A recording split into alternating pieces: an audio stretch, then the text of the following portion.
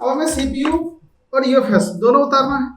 इसके लिए हमें सबसे पहले एक का डॉट इंडिकेशन का ध्यान रखना है। देखो, जब भी आप आईसी लेवल काम करते हो ना, तो टेम्परेचर बहुत अहम रोल निभाता है, याद रखिएगा। टेम्परेचर की फंडा अगर समझ गए। ऑन हो गया।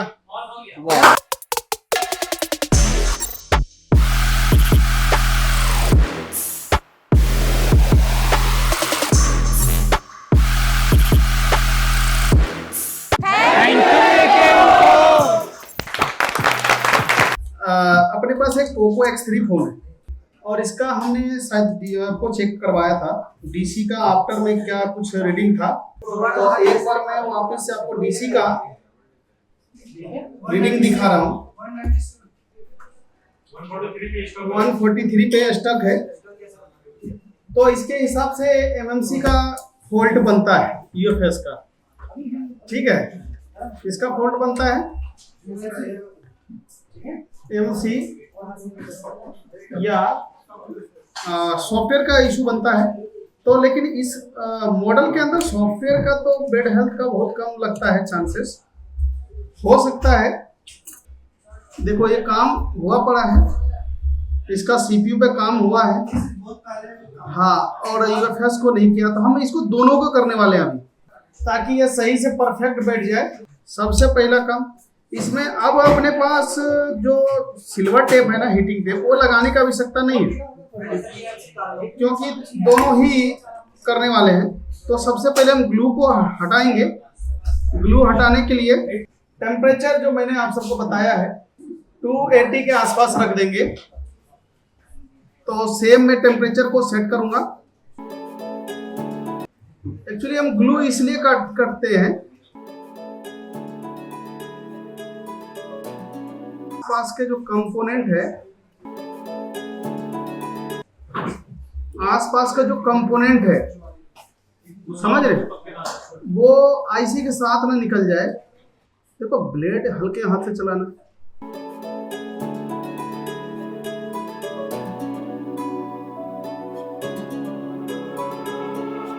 तो अब हम ग्लू तो कट कर लिए। अब हमें सीपीयू और यूएफएस दोनों उतारना है। इसके लिए हमें सबसे पहले एक इसका डॉट इंडिकेशन का ध्यान रखना है, क्योंकि हम दोनों उतार रहे हैं और दोनों का देखो डॉट इंडिकेशन एक जैसी तरफ है। तो अब तो दिक्कत वाली बात नहीं, वो तो याद रहेगा।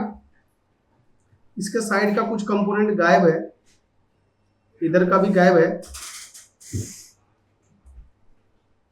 वो हम देख लेंगे कौन सी कंपोनेंट गायब है। और वो तो सीरीज में ही है, मुझे कैसा लग रहा है। इसका तो देखना पड़ेगा, डायग्राम से देख लेंगे, कोई दिक्कत नहीं है। देखो, इसमें शायद स्क्रैच है ना, सीपीयू पहले से काम किया हुआ है, स्क्रैच है इसमें। बात एक बार का नहीं होता, बात होता है स्क्रैच का। आप 4 बार काम करो, कोई दिक्कत नहीं है। स्क्रैच आ गया तो फिर गड़बड़ है।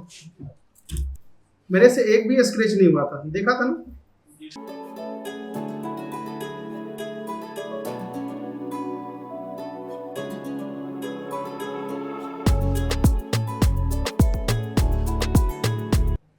अब देखो, इसमें आईसी में नहीं आया, बोर्ड में रह गया, जबकि इससे पहले वाले में क्या हुआ था, आईसी में आ गया था, बोर्ड पे नहीं था।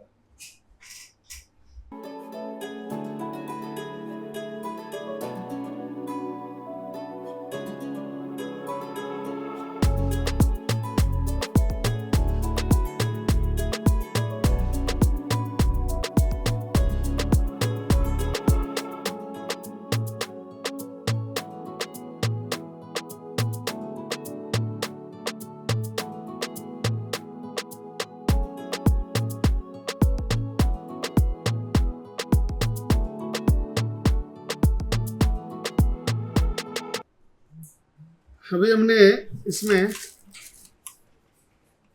फ्लक्स पेस्ट का यूज क्यों किया, क्योंकि हमें ग्लू साफ से दिखाई दे दे। अब हम ग्लू हटाने वाले हैं।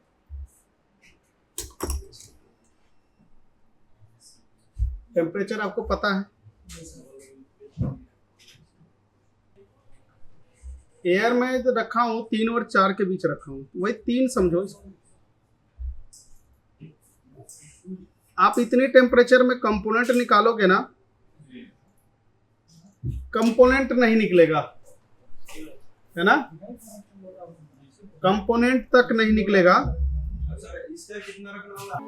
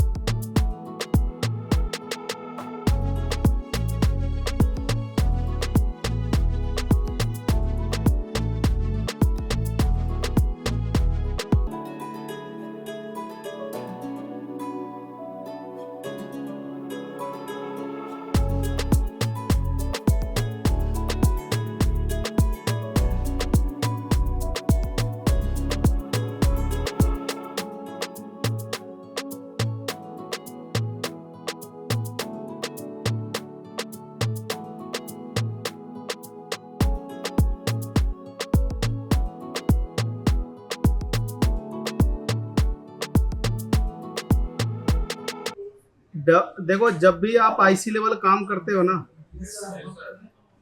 तो टेम्परेचर बहुत अहम रोल निभाता है, याद रखिएगा। टेम्परेचर की फंडा अगर समझ गए भाई, सीपीयू तो आपका खत्म है। सीपीयू स्क्रैच है बहुत।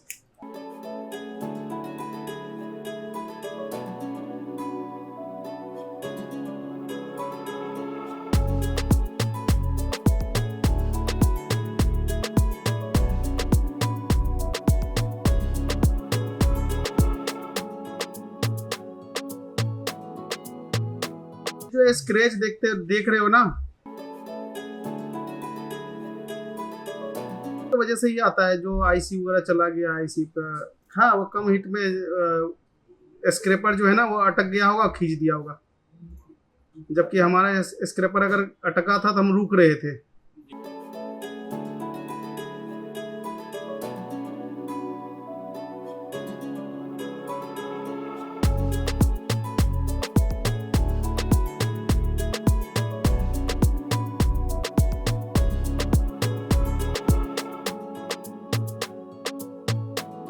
तो उसमें काम कर जाएगा। ब्लैक में कोई फर्क नहीं पड़ने वाला।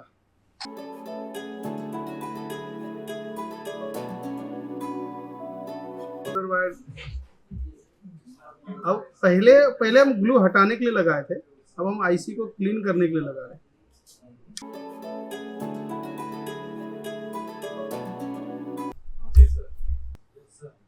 हटा ले, रिबॉलिंग तो करने दो।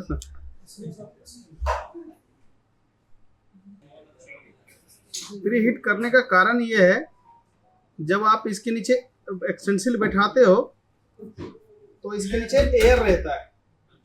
प्री हीट करने से वो एयर भाग जाता है।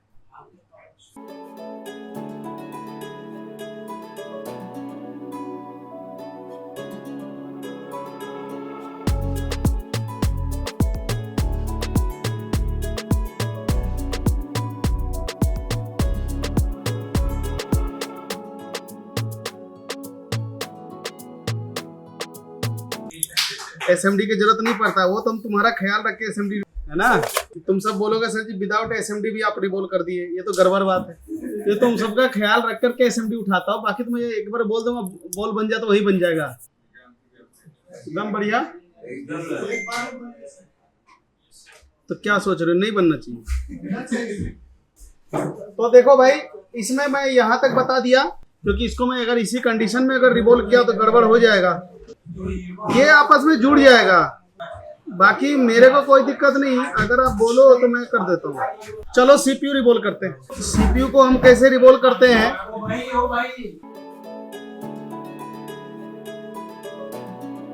पीपीडी हम इसमें मिक्स कर रहे हैं।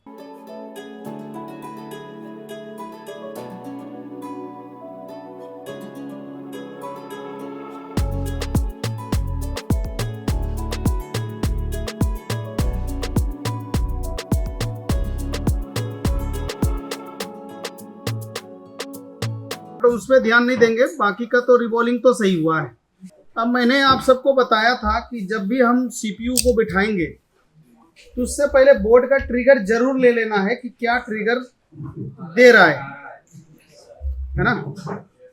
और अभी जो मैं यहाँ पे कनेक्ट किया हूँ तो बिफोर में बिल्कुल ओके है, और जब मैं इसकी आफ्टर चेक कर रहा हूँ तो 5 ले रहा है। क्या ले रहा है? 5-6 ले रहा है। लो बूटिंग है ना। लो बूटिंग में तो सीपीयू मैंने बताया ही है इशू है, तो क्योंकि सीपीयू है भी नहीं इसमें लगा हुआ, तो हम सीपीयू को इसमें बिठाते हैं। तो अब हम इस पे पहले इसका रोजन पेस्ट का स्मोक डाल देंगे। एमएमसी लगा हुआ होगा 70।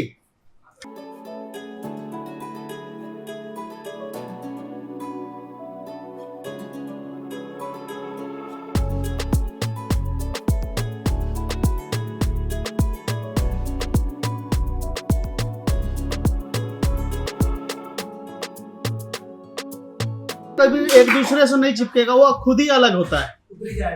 हाँ, या तो ग्राउंड होगा या तो कनेक्टेड होगा, दोनों में से कंफर्म है। वेट करते हैं जब तक इसमें देखो यहाँ पे कुछ कंपोनेंट निकले हुए हैं, तो हम फिलहाल इसको बोर्ड में एक बार चेक करते हैं। जो मेरा एक्सटेंसिल कंपोनेंट निकला है, एक तो ये वाला निकला है, ये वाला, और इधर पीएस होल्ड। चलो कोई दिक्कत नहीं, पीएस होल्ड निकला है तो कोई नहीं, हम यहाँ पे चेक भी कर लेंगे। और कोई मुझे सीरीज में लगता हुआ नहीं आ रहा है, सब पैरेलल है। अब हम इसको आफ्टर में डीसी का रीडिंग लेते हैं, देखते हैं क्या रीडिंग ले रहा है। वैसे ये रीडिंग अब 100 क्रॉस करना चाहिए और होल्ड होना चाहिए। क्या होना चाहिए? 100 क्रॉस नहीं हो रहा है, बट होल्ड तो हो रहा है। तभी देखते हैं एमसी बिठा के। ये 100 क्रॉस करना चाहिए था, 150, 160, 180 के आसपास होना चाहिए, तो जो कि 50% अभी कम है। सीपीयू का है ये कंफर्म है, फिर भी हम एक बार बिठा के देखते हैं क्यों नहीं लगेगा।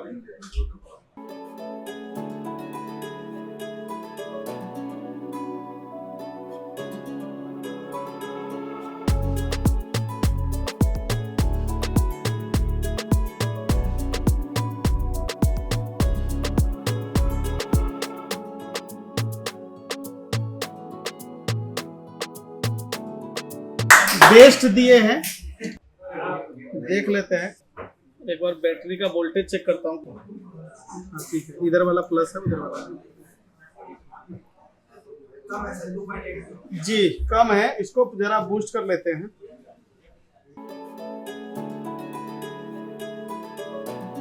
ऑन हो गया।